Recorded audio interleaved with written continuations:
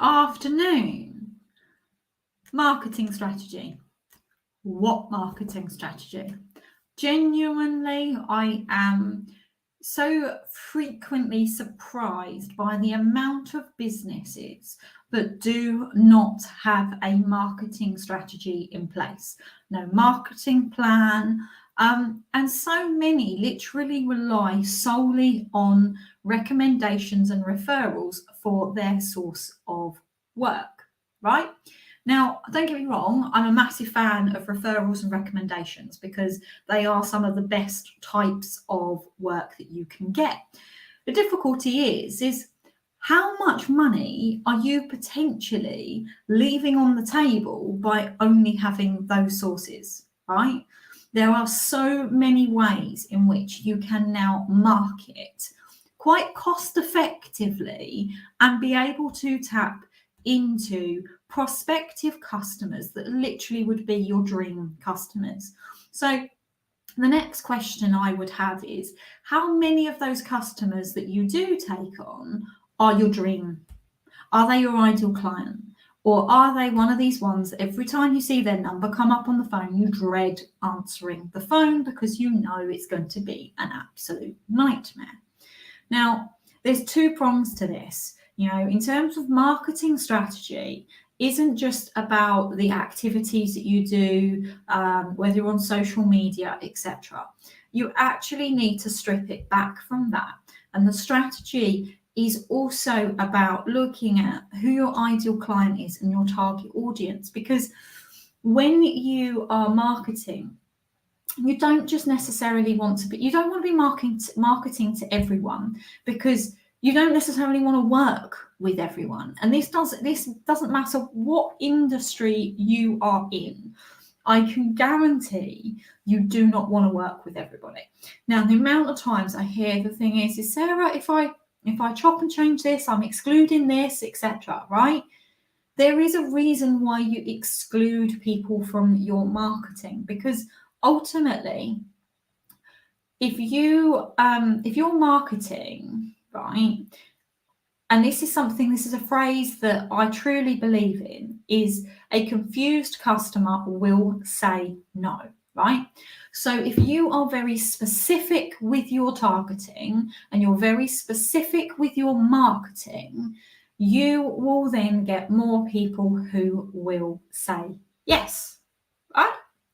So it's so important to then think, okay, who do I want to actually work with? And I'll often have I'll ask the question, so tell me, who's your ideal client, right? So give you an example, a plumber. They'll turn around and say, well, anybody that needs their bathroom changing or fitting, or anybody that needs their boiler installed. That's not specific enough. You need to drill down. Now, do you want to be doing it for anybody? So do you want to be doing it for flats, 1 or 2 bedroom flats? Or do you want to actually be targeting properties that are 4 to 5, 6 bedroom houses that will be looking at big projects, right? You know, but even then it's what type of people do you want to be working with? You know, because ultimately, the type of person you're actually connecting with and you're talking with, and you know who's going to buy your products or services, what's their personality traits? Now, do you want somebody who is difficult to communicate with, or do you want somebody who is, you know, really will take on your advice on board?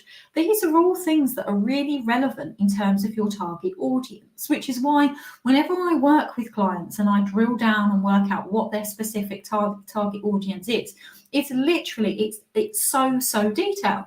But then it's also setting out a criteria. And this is something that, you know, somebody said to me, I think it was a guy called Mike Hill, who said about putting your prospects into categories, an A, B, C, D. So people who fit into the A, B categories are people you'll definitely want to work with, and the people in the C, D categories are people you definitely don't want to work with.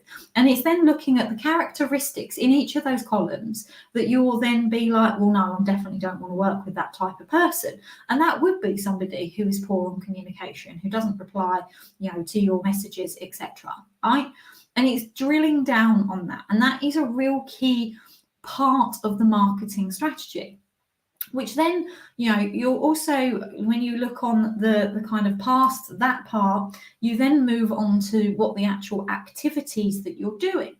And the thing is, right, we are in a digital age. Whether we like it or not, we are in a digital age. Now, we used to be in a situation that every time you needed a plumber, electrician, a lawyer, an accountant, all you would do is you would pick up Yellow Pages and you'd go through and you'd ring a few telephone numbers.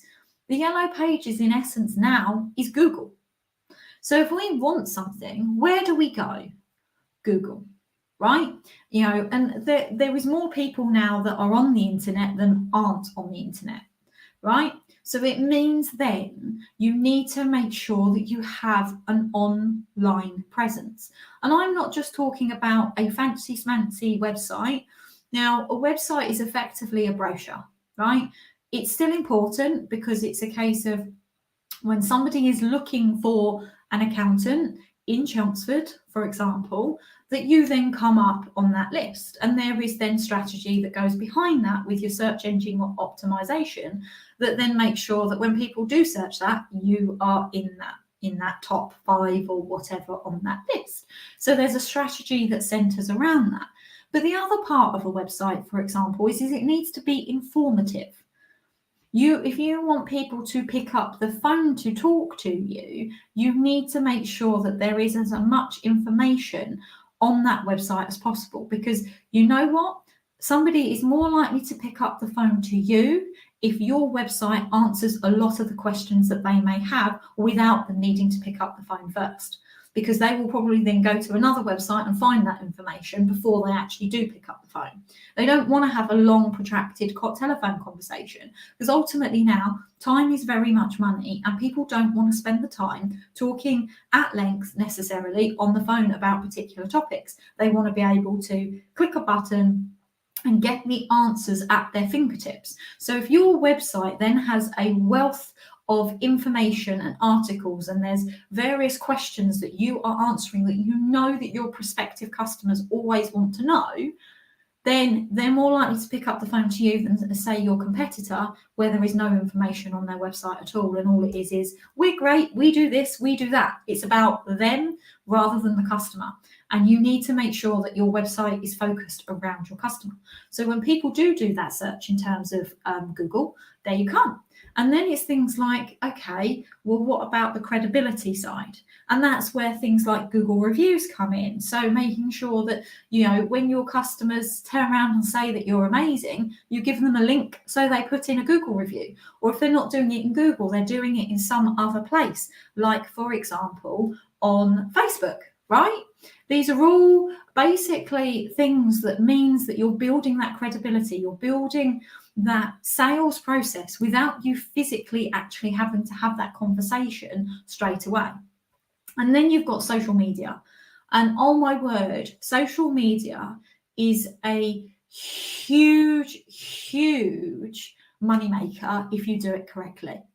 Now, there's the part of it which is all about the organic side, which is making sure that people know that you exist, and the brand awareness, and putting content out there that people, again, it's about that value. So in terms of, for example, if you've got articles that are on your website, you can utilize those articles for social media posts. You don't put the complete article in, you take snippets of that information and share that information out to your audience, because the thing is it might not necessarily be somebody who's within your direct circle that need your services immediately, but they may know somebody who does need your services. And because you're coming up and people are seeing you, they'll be like, right, in actual fact, you need to speak to X, Y, and Z, because I know that they can provide you with the services that you need. And business is ultimately about relationships. And social media is a huge, huge part of building those relationships. The other thing, of course, is with the likes of Facebook ads, for example.